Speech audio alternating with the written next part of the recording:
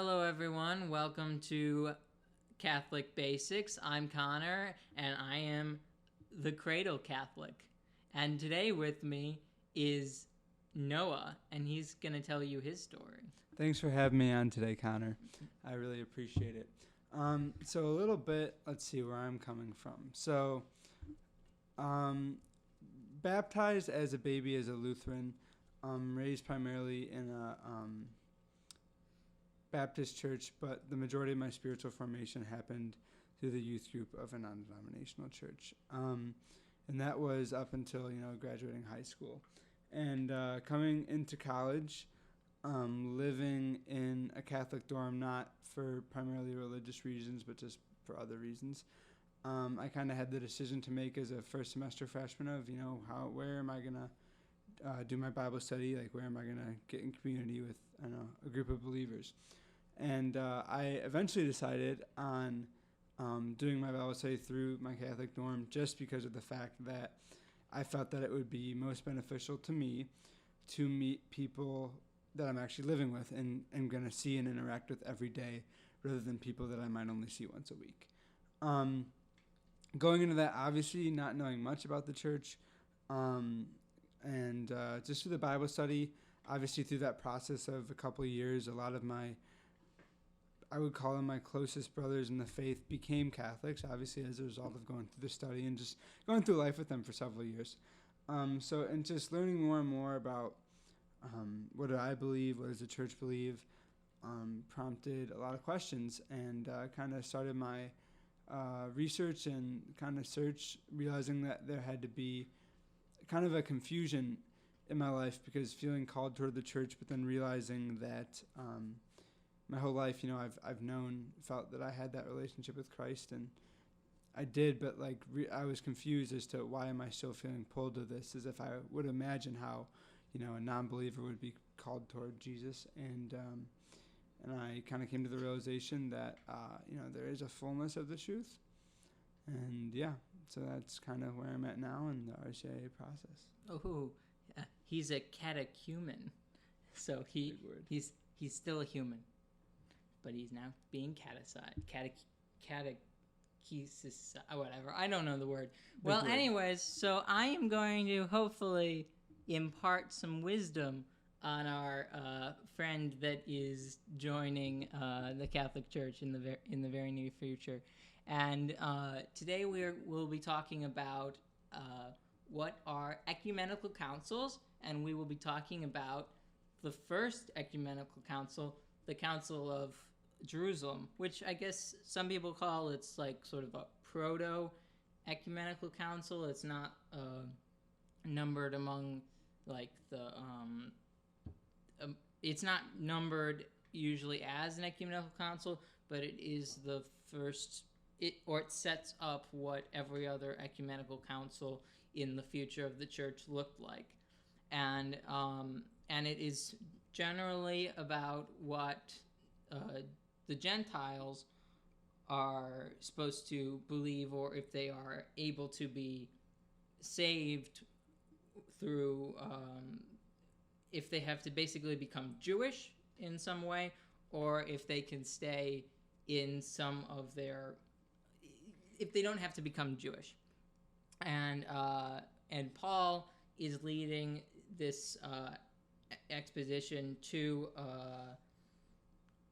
Jerusalem to meet with the apostles and to debate whether or not the Gentiles should be allowed to continue or allowed into the church and into the faithful.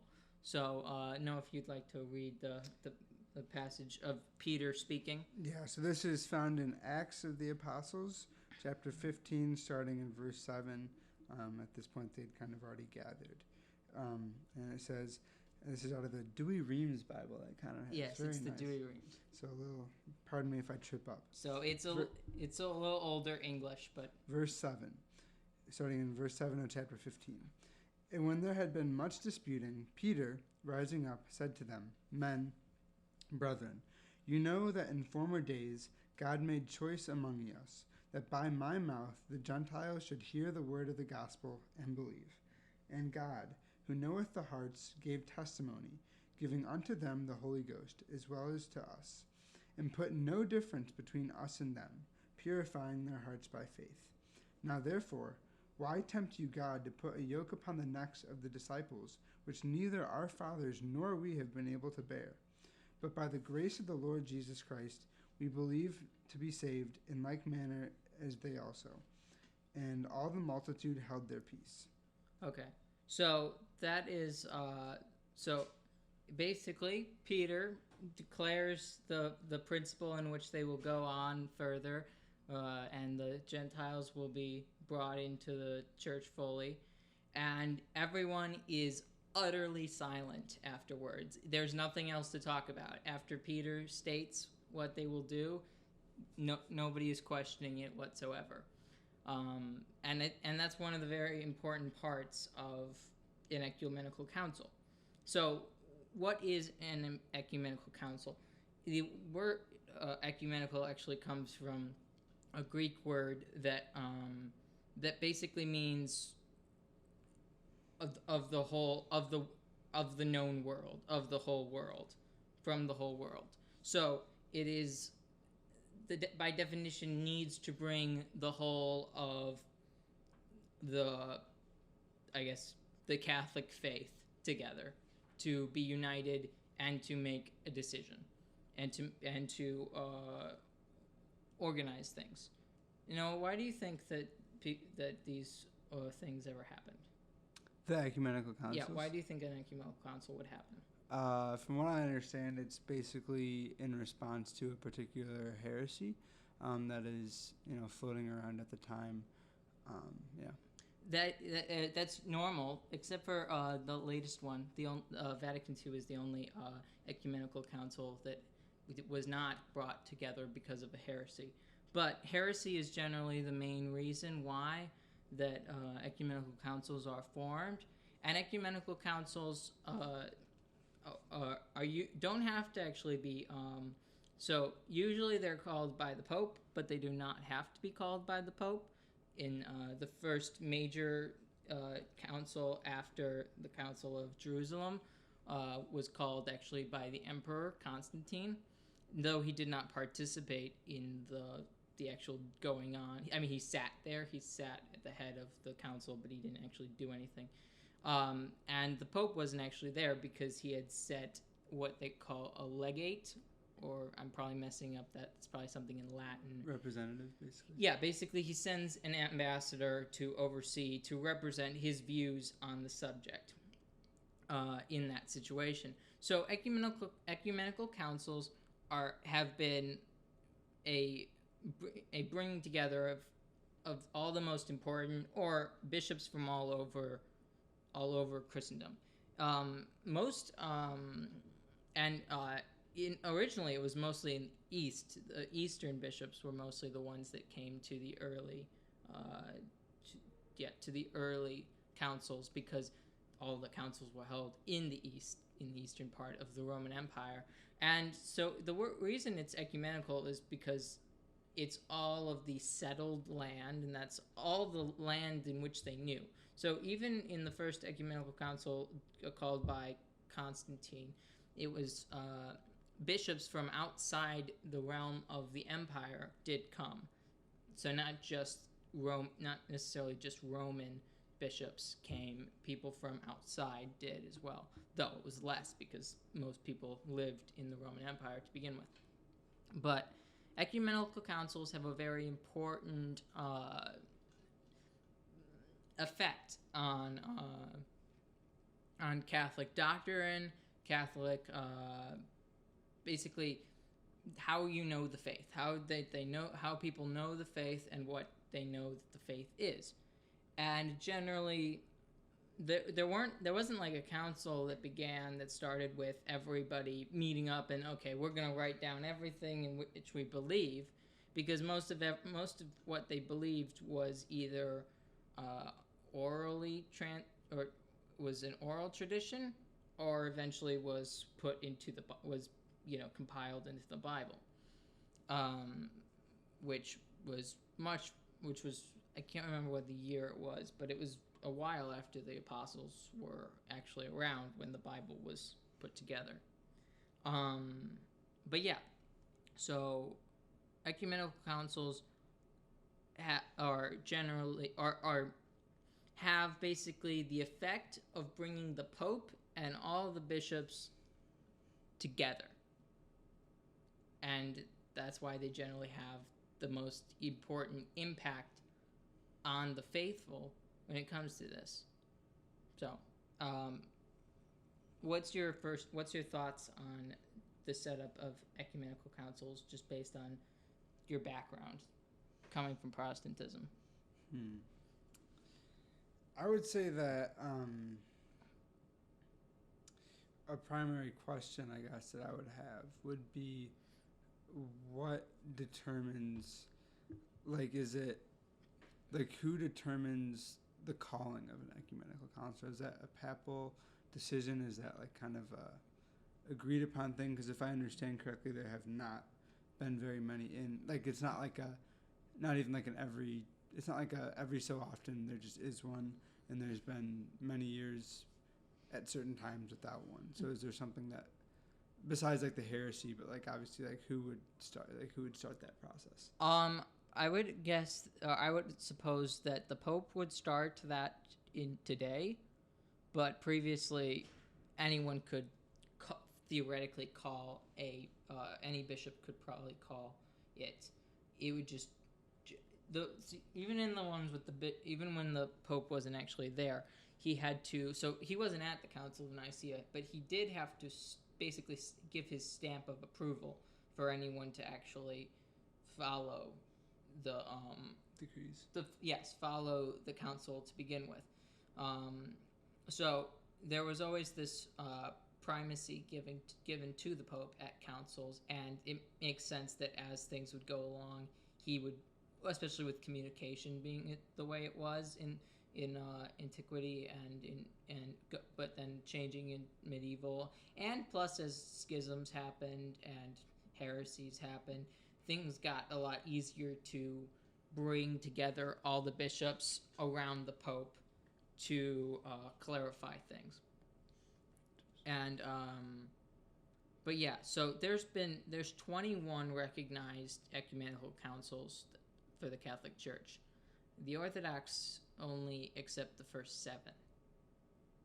And is that before they broke apart then? Yes. Okay. That they don't accept anything after. Do they have their own schism. councils? Or? No.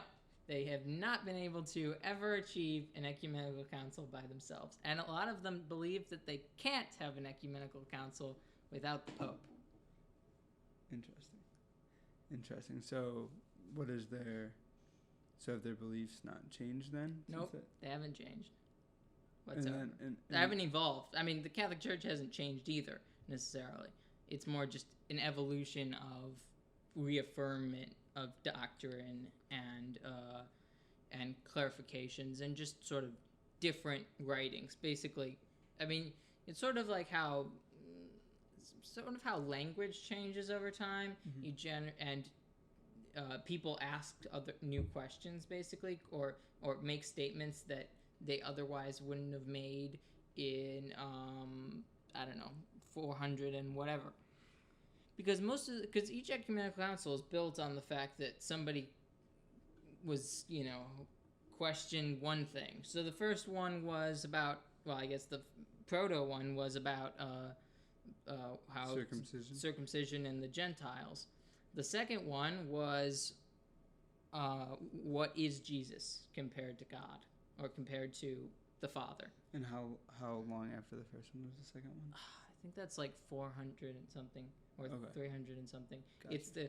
It's several hundred years. Yes, gotcha. Because prior to that, the religion had been outlawed.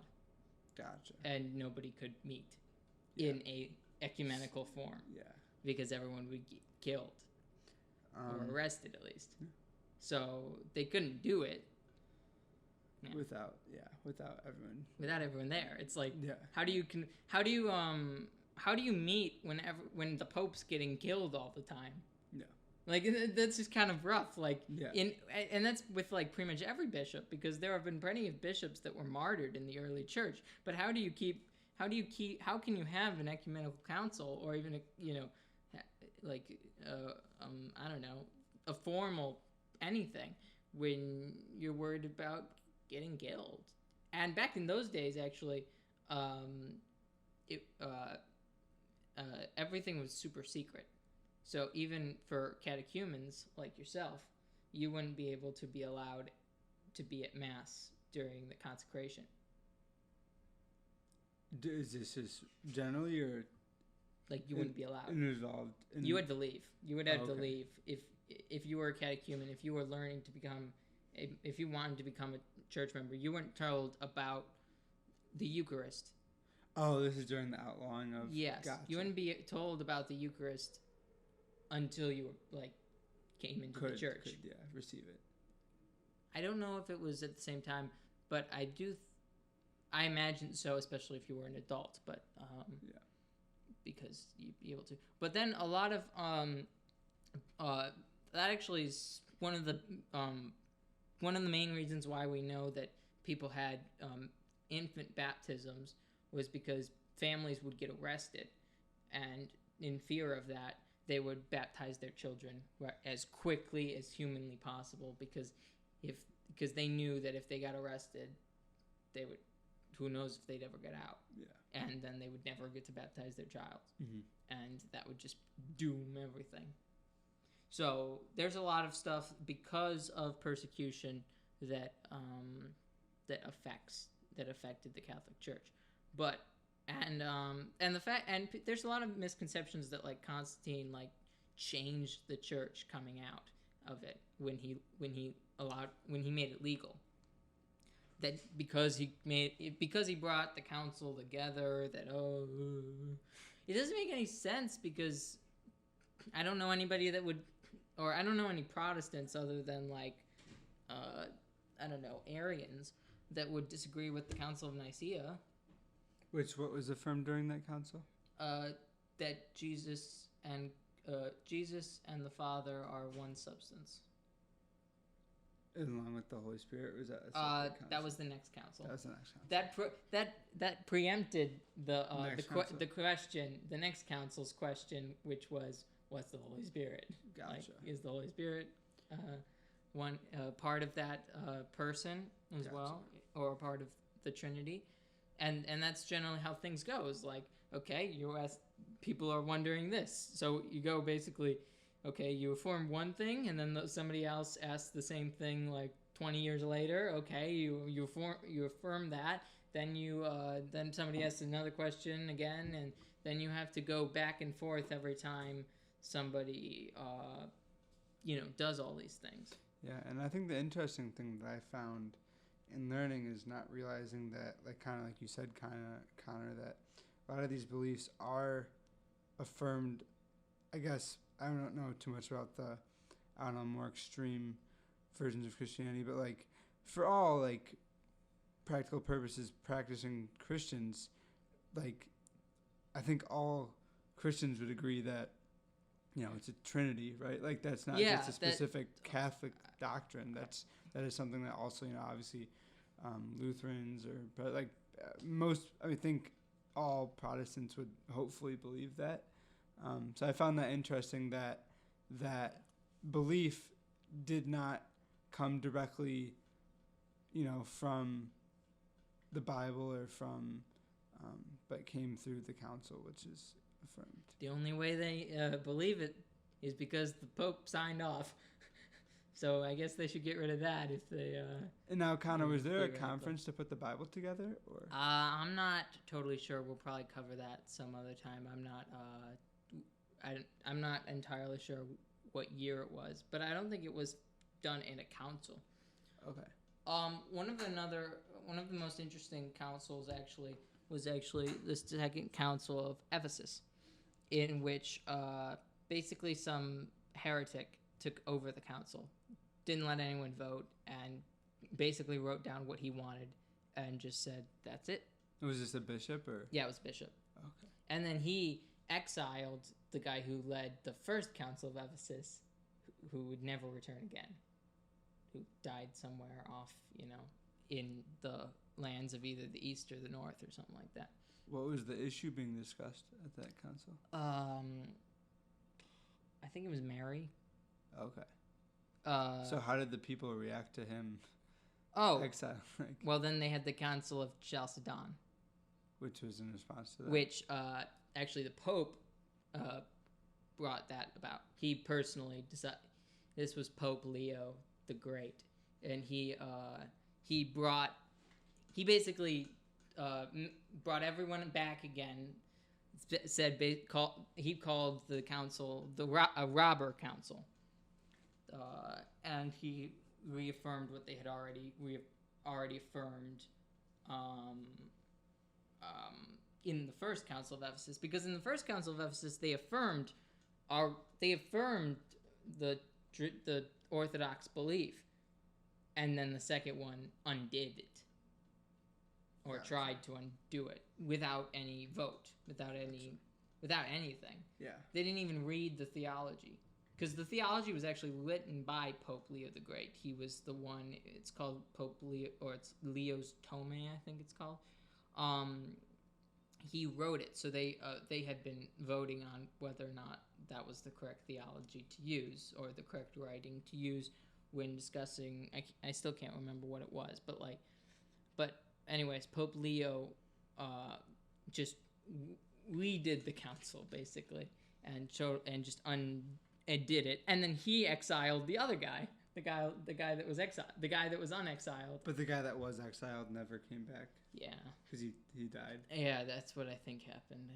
I think he just died out. He's a saint, but the other guy's also a saint because not in the Catholic Church, but in some Orthodox churches actually broke with the Catholic and just basically mainstream Catholicism and like Christendom in general. I mean, these were like only a small fraction of the Orthodox churches that we think of today. Like, these aren't like Constantinople. These aren't like the most important sees, but they broke away from that. Was this before that the Orthodox Church broke off? Oh yeah, this was like 500 years earlier. And actually, one of the schisms. So at one point, I believe that during the schism is that they both rescinded, the Pope and the Patriarch of Constantinople both rescinded their excommunication of each other, which basically ends it. And then the Turkish Sultan basically appointed a new patriarch, and then made that patriarch excommunicate the Pope. Interesting. And that's actually the last thing of the schism, though then it was undone again. But that was for a long time, that's actually the reason the Orthodox and the Catholic Church was broken, was actually because of a Turkish patriarch,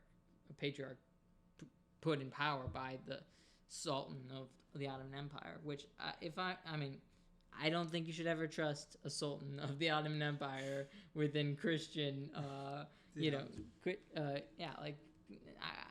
don't think you would respect the patriarch that gets overthrown constantly. Yeah, I would agree with that. That the patriarch currently is basically hostage in Constantinople. So I mean, the Orthodox are in a really tight bind. Interesting, but seriously, they still don't. A lot of them don't believe that you could have a ecumenical council without the Pope.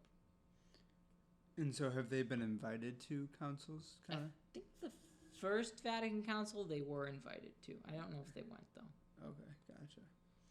Second Vatican, they were not, which is the most recent, correct? In the 60s, Vatican II? Yeah, 60s. Yeah. Which didn't involve a heresy. Is the only one that didn't involve a heresy. So basically, when you take the power of the Pope and you take the power of all the bishops coming together, it sort of equates something sort of ultimate, I guess you could say, within the church.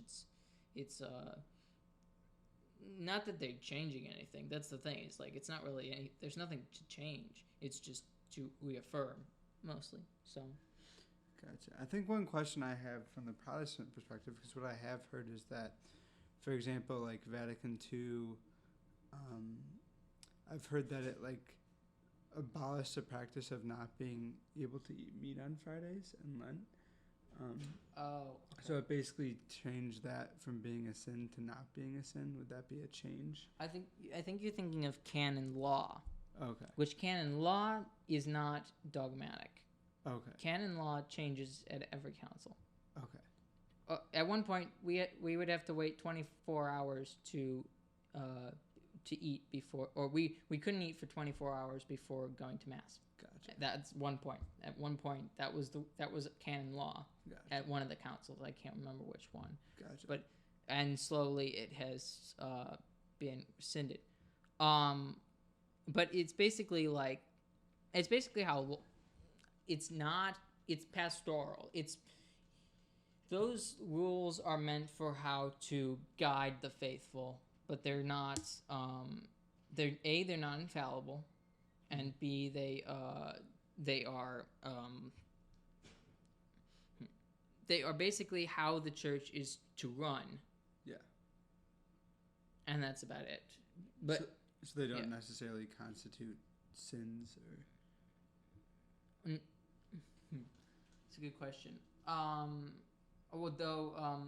No, you are under Vatican II. I believe you are still supposed to abstain from meat on Fridays. I don't think that's true, because you can look at my calendar. It literally has fish on the Fridays. Yeah. So that's not actually true, but most people don't know about that anyways, which doesn't constitute a sin because you have to know about it. Yeah. To do it. But you can also replace it with not giving something up. Yeah. It's all because it's about the principle and it's not about the actual stuff. Yeah. It's not about it's not the literal thing that you're doing. That's the thing. You're giving something up for God on Friday that you would like to do. Yeah. You would prefer to do that. I know people that I know of people that aren't going to eat meat at all during Lent. Oh, interesting. Yeah, which people do confuse like Fridays. I mean, I know we're kind of off topic, but this is like I guess this does pertain to ecumenical councils only in the sense of laws, because every ecumenical council has canon laws, and that's actually the legal basis of all other legal institutions in the world, or in the West at least. The Catholic Church built law in every Western nation. Interesting. Yeah. Quite fast. But yeah, so for Sundays are not part of Lent because they're not part of the 40 days. Gotcha. Because Lent starts on Ash Wednesday. Gotcha. Which is coming up. Which from Ash Wednesday to the Saturday Of Easter Vigil? No, to that Saturday, like the Saturday right after Ash Wednesday. Oh, okay. Give you the days that you would have had on Sundays. Interesting. I never knew that. Yes. So it's still 40 days because that's the point, is 40 days for Lent. To kind of simulate Jesus. 40 days in the desert. So canon law can change. But that is still a rule. The fish is still a rule. I didn't know that until like college, to be honest. It's not really something that actually people teach, which is kind of funny. Yeah. But yeah, there's a lot of stuff that people don't teach, that people don't teach, which is why we're doing this. Otherwise, people wouldn't know it because there's no place anyone would tell you. Like, for example, when you get holy water every time you walk into church, it cleanses you of venial sins. Yeah, I didn't know that until you told me that. Yes. So, because the idea of confession being more for mortal sin, correct? Yeah, well, confession is for mortal sin, and it's more about baptism. It's you're basically baptizing yourself again. In terms of the holy water? Yeah. Gotcha. It's basic. You're affirming that you Yeah. believe Still, yeah, and it's sort of it's a part of the mass that is basically brushed over. baptism again. But yeah, I mean, no, it's not. I mean, it's prior to mass. That's the problem. Is because it's prior to mass, nobody thinks about it. Is it customary to do it afterwards or only before? Yes, it's anytime you can get it. I mean, it's very important in Lent. It's you don't want a church to lose to run out of holy water during Lent. That would be bad for people. Actually, I have some holy water right here. You can take holy water if you want. Wait, did you purchase this or No. I mean, you just scoop it up. in a specific container? I don't think it matters what container it is. Gotcha. I didn't know that. It's Yeah. like literally. You could technically scoop it up, but I mean, we don't have at our church here. We don't have a fountain, so you probably shouldn't. Yeah. Okay. 'Cause that's how it's Yeah, not a if lot. you have a baptismal font, yes, a baptismal font, then it's easier because there's a lot of. Because that looks water. to be about the amount that's in the Yeah, in and the it's thing. and, Sounds like that's a lot and it's flowing water, so that's all. in the font. Yeah, in the font. Okay, So not in ours. no, not in ours. We don't have unfortunately, we don't have a big font. We have a chapel, so it's not that big. How do most places have a font? Or? Yeah, most parishes have fonts. Gotcha. Yeah, and usually it's pretty big because in most baptisms, especially if it's an adult baptism, you get all the way in. Gotcha. You're Fully submerged with the priest. You and the priest go diving. Really? Yeah, it's very interesting to watch, and you're wearing the baptismal gown because there's a special gown for baptisms. Is in it the white? Catholic, yeah, it's a white. It's like pure. Yeah. The pureness of baptismal gowns. But yeah, no, we got really far off track of ecumenical councils. Do you have any specific questions of anything specific about the ecumenical councils? I think I just wanted to share something that I actually just learned. I don't remember where I learned this. Because I mean, obviously for me coming from Protestantism, it's like, well, the infallibility / authority of the Pope is questionable from that perspective, right? Of being, a man, like he's not God, obviously, and like we could get into the whole Peter thing. We've also talked about the fact that whenever you believe in something, you make it infallible. To you, it's infallible. Yes, we have talked about. Otherwise, why would you believe in something? Yeah, true. So either you're getting it from yourself or that crazy guy down the street that sometimes preaches. Also called a pastor sometimes. The guy in the quad. The guy in a quad, yelling at students, You don't. Do you want it from that guy, or do you want it from a church that has been around forever? Yeah, but so something that I learned is actually right before, because obviously if you know much, Jesus wasn't super fond of the Pharisees. They weren't probably his best friends. He loved them obviously, but I never realized this. So something I learned that something that Catholics say, the Pope during infallibility sits ex cathedra, correct? Ex cathedra, yeah. Which means on the seat of Moses, which I didn't know what that meant. And it's only 3 times ever happened. Yeah, but I didn't actually know this is in the Bible. If you look in the Gospel of Matthew, chapter 23, Jesus is speaking to, just the squad, just passerby, and also his disciples, the boys. It's just the Dewey Reams is interesting because it does sound often like like colloquial. No, like just kind of like bro thing, like men, fraternity, brethren. Brothers. Yeah.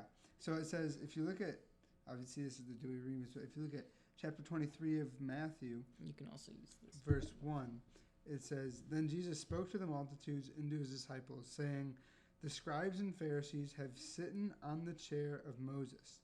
All things, therefore, whatsoever they shall say to you, observe and do. But according to their works do ye not, for they say and do not. For they bind heavy and insupportable burdens and lay on them men's shoulders, but with the finger of their own they will not move them. And Jesus kind of goes on to eventually say, they're blind guides. They are not, they look clean on the outside, whatever their hearts are not pure. But I thought that was interesting because I think a lot of one of the common arguments I've heard from the Protestant side as well. Let's just look at the track record of popes, right? There's been some popes that are not.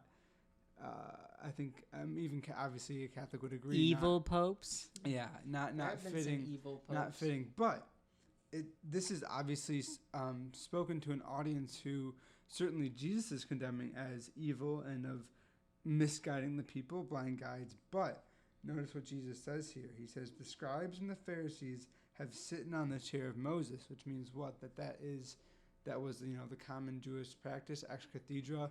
The word does actually not come from the Catholic Church. It comes from Judaism, which meant that, they had the authority, obviously Moses being the one to receive the law.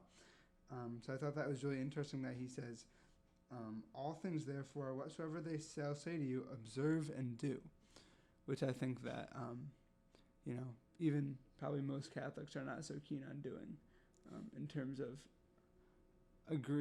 not necessarily agreeing with, but observing and performing what the Pope says. So I thought that was just a really interesting thing that I when he's ex-Catholic. Yeah, that's true. That's it's specifically talking about when infallibly. Which is pretty much just every ecumenical council and the 3 times he did it singularly, which was ex cathedra. But yeah, so that is a big element. But also, he also tells the apostles that whatever you bind on earth will be bound in heaven. Whatever you loose on earth is loose in heaven. Yes. Which, it's kind of basically, it gives the apostles the powers to do all those things. And every time an apostle gave or ordained another bishop, it gave them the same powers. Yeah, because of the breathing of the breath. Which every time that bishop does that happens. Continues. Every time that's called apostolic succession. Wouldn't that be crazy if it went all the way down? Wouldn't it kind of? Whoa! Wouldn't it be crazy? Oh wait, it does. Yeah, and no, every bishop has apostolic succession in the Catholic Church, and that's the problem with every other church, other than Orthodoxy. Do they still have the succession? Yeah, they're just in schism, not in. They don't have any. They haven't done anything that would destroy their apostolic succession. Gotcha. I think one of the big reasons that the British law or the Anglican Church lost their apostolic succession, well, they tended to kill their bishops. No, that's not very good, is it? They did. They executed all their bishops. Why is that? Because they were Catholic. What year was that? When Henry VIII was, he just executed all of them. One of them died on the way there, but whatever. Yeah. He missed one on accident. One died, but yeah, Cardinal John or Bishop John Fisher was. There were a couple different Wolsey. There were a bunch of different bishops in that area, but most of them were executed. There were some that did, apostolic succession did last for a little bit of time during, for maybe 100 years or something, but that was about it, and then it died out.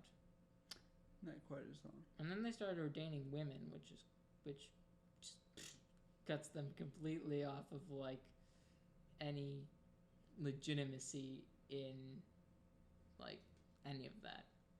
And this is still the Anglican Church we're talking about? The Anglican Church was very close to unification with the Catholic Church until it started ordaining female priests, and and gay marriage and abortion, which actually, interesting enough, the Church of England just came out with a couple weeks ago, came out with like a guidelines of sex, which was basically like only between married men and women should sex be allowed, which is interesting. And then they had to apologize for it after. To who? To everyone. For not being politically correct? I guess. To take your side. But then they also affirmed what they said. So they both apologized and affirmed what they said. Well, affirmation's good, right? Yeah. So I don't know what that group. I mean, the amount of different Protestant churches that have split as of lately. Well, I think the Anglican Church is split. The Episcopals did. Oh, okay. Which is the Anglicans in America. Yeah, they've split. The United Methodists are no longer the United Methodists. They're the Divided Methodists. Not really, but they split from each other. So I like to call them the Divided Methodist Church now. Another thing, when I was having a conversation with somebody about